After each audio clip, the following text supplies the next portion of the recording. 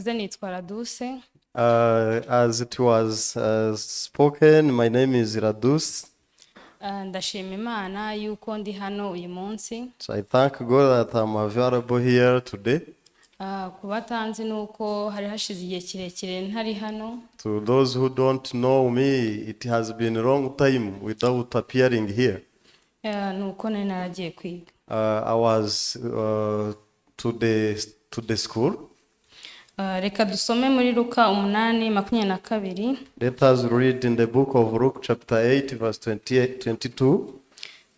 Okay. Nuko umunsi umwe ku munsi umwe yikirana mu bwato n'abigishwa be arababwira ati twambuke tujye hakurya y'inyanja. Baratsuka. Bakigenda arasinzira mu nyanja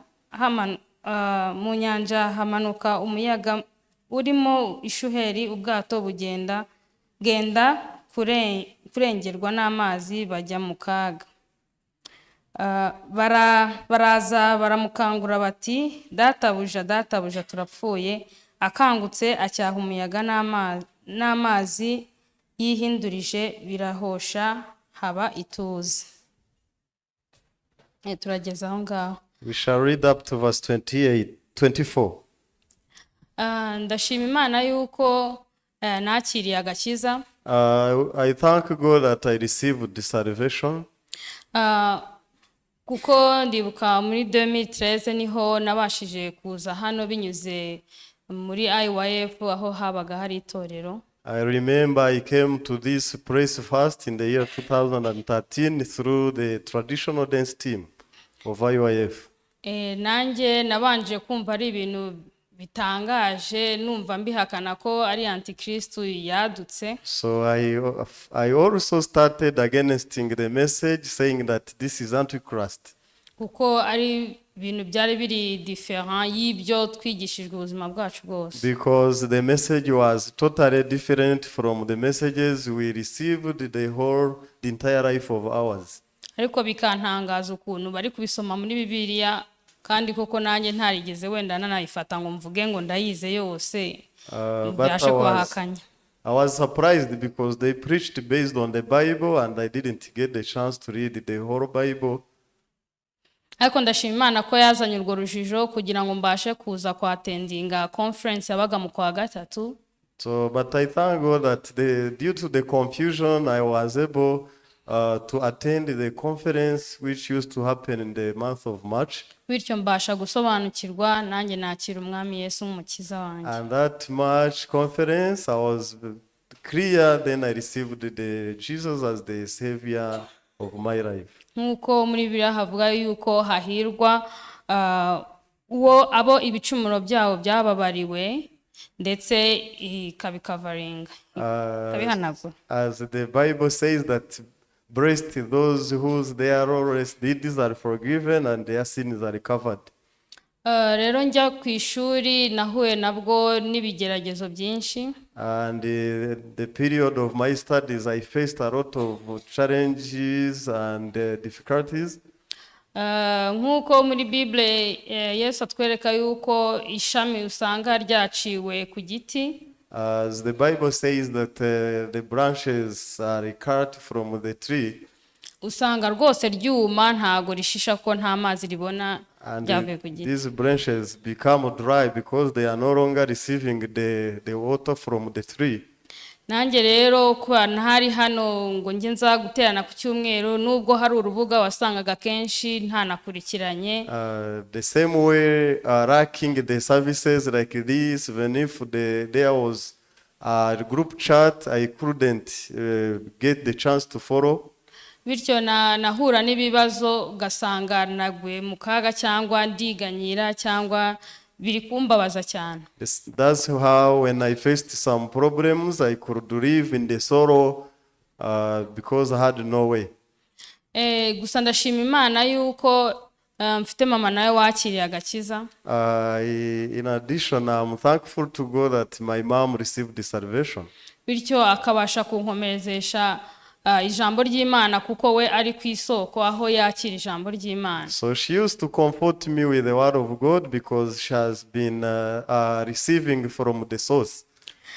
Bityo nyine hari ijambo yanyoherereje bari basomye riri mu Bakorino ba kabiri 1:20. So once she sent the word they shared in the 2 Corinthians, yuko avuga ngo ibyo Imana yasezeranyije byose muri we nimo ye. so this verse says whatever God promised in Jesus everything is yes. Kandi koko hari amasezerano menshi Imana yari yadusezeranye tuvuga yuko imitwaro yacu tuyibiture, ariko wasanga rwose byaragiye nabyibagiwe ahubwo ndi kureba ibibazo gusa na situation ndi. So I left with the promise which says that our burdens we need to put on Jesus, to no longer carry our burdens, but this promise was forgotten. Ariko ndashima Imana yuko ibasha kutwongerera imbaraga biciye no mu ijambo ryayo, tukongera tugahaguruka tukumva ijambo ryayo. But I thank God through his word he comforted us and he raises us up again and we move forward. Rero binyuze muri iki kigishwa cya Luka 8, and through this verse in the Luke chapter 8, Yesu nawe yari yabwiye abigishwa ati reke twambuke tujye hakurya. It is Jesus who spoke to his disciples to cross over the water to go out, to go up. Ni ukuvuga ni Yesu watangije urwo rugendo. And he is the one who started, who initiated this trip. Ariko bagezemo hagati bo bagize ubwoba kuko barebaga umuyaga n'inyanja. But in the middle they became afraid because of seeing the problems. Ariko n'ubundi kuko bari bafite Yesu yaraje arabicyaha biratuza. But because they have been with Jesus, he solved the issue by rebuking the problems to be calmed down. Rero ndashima Imana yuko nanjye si ukuvuga yuko ibibazo biba bitagomba kubaho ku mukiranutsi. So I also thank God, of course there will be the problems and difficulties for a righteous person. Ahubwo Yesu nawe yacyashye n'ubwo bwoba no gushidikanya no kwiganyira byose muri njyewe mbasha gutuza. But Jesus rebuked the problems, the sorrow, the doubt in my heart, and I became calm. Maze mpakongera kuzajya nkurikirana online yanjye mbasha kumva ijambo ry'Imana. God allowed me to keep on following the online services and programs. Ndashima Imana rero muri uko gutuza yuko narindire yuko Yesu ankorera. And I thank God due my silence Jesus had been working for me. Mbasha kwiga ndarangiza. So I did my studies and I graduated.